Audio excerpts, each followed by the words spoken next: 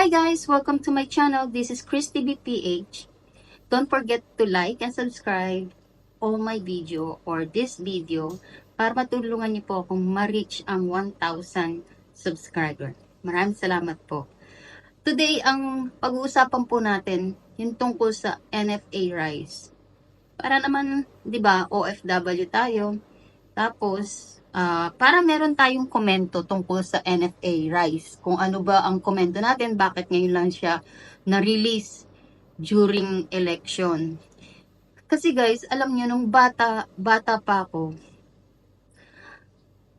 ang NFA Rise kasi, yan yung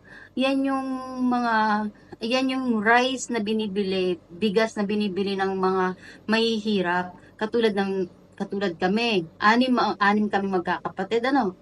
Tapos, ang nanay ko, lagi niyang binibili ang NFA rice. Kasi yung NFA rice, laging available yan sa palengkes, mga tindahan.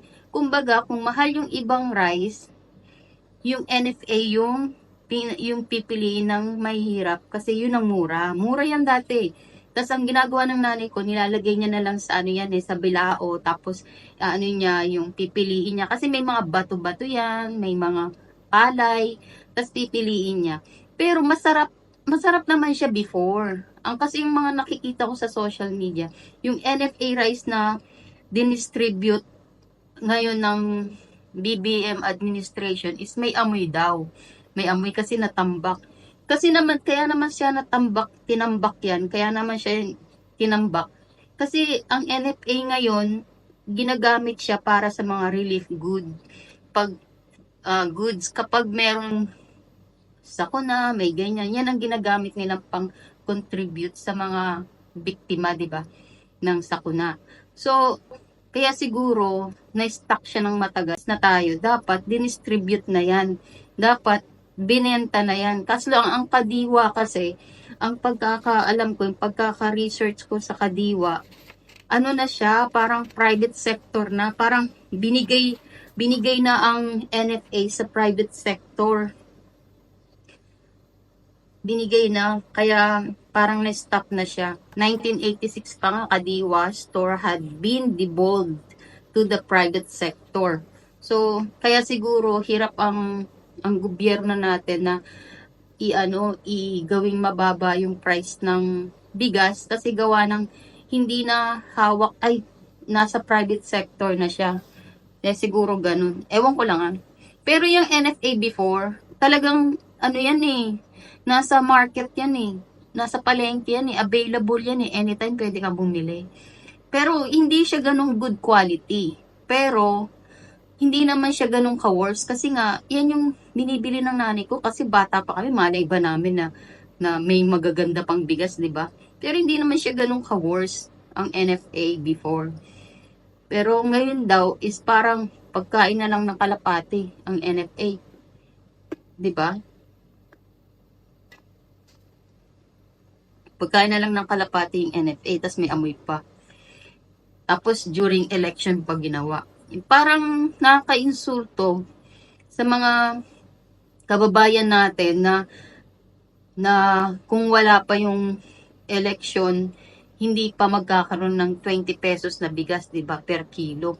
Sana ginawa to ni BBM yung dati pa, yung pagkaupo niya, inirelease niya yung 20 pesos na NFA na bigas.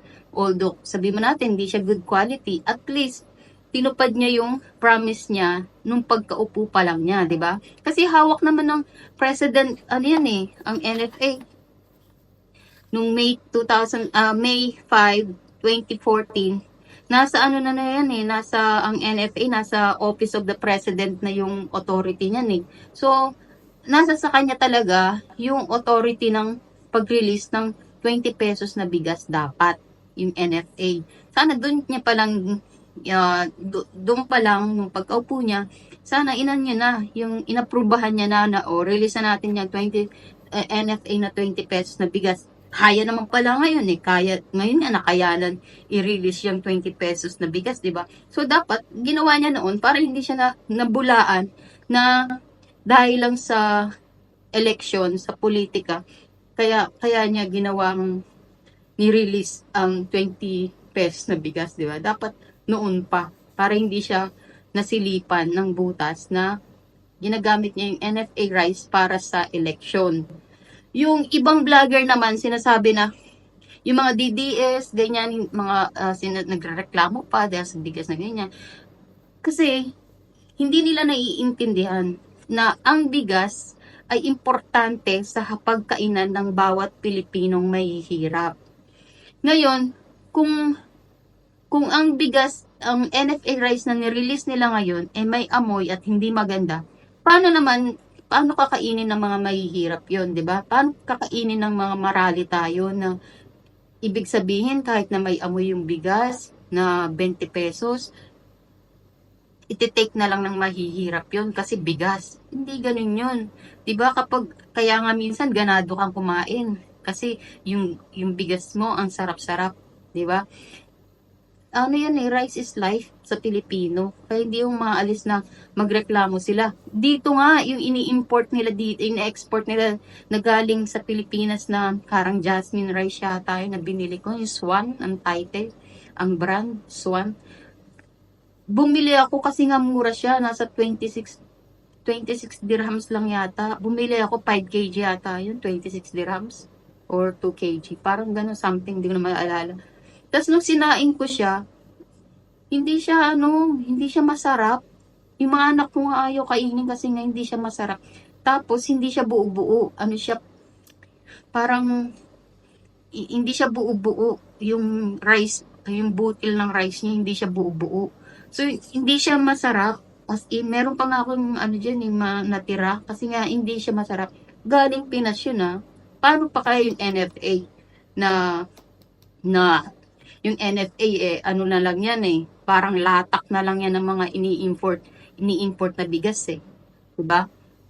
Yun yung hindi basta-basta sasabihin na tanggapin na lang kasi mura, ni-release na ngayon. Hindi yun yung issue Okay sana kung ginawa ni BBM yung NFA rice, ni-release noong pagkaupo niya. Kaya naman kasi nasa presidential authority yung NFA rice O dapat noon pa, hindi pa election. Kaso, ginawa nila ngayon kasi nga, election, nasasapawan sila, kaya kailangan nilang gumawa ng gimmick. Gimmick yan Tanggapin man nila sa hindi, gimmick ng election yan 'Di ba? Sad lang kasi nagagamit yung NFA rice sa election.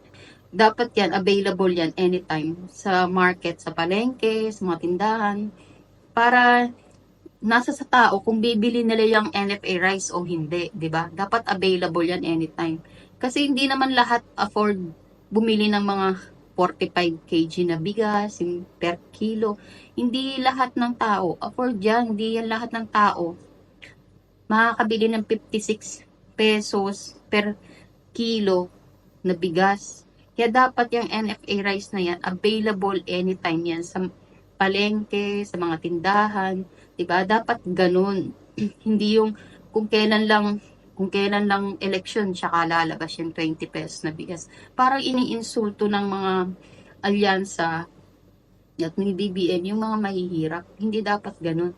Huwag nating paglaruan yung nararamdaman ng mga mahihirap na porque mahirap sila, gagamitin sila sa eleksyon, di ba? Gagamitin nyo yung NFA rice para sa mga mahihirap para iboto kayo. Hindi dapat ganun. Yun lang. Thank you for watching, guys. Support me for my YouTube channel. Please like and subscribe para ma-reach ko po yung 1,000 subscribers. Bye!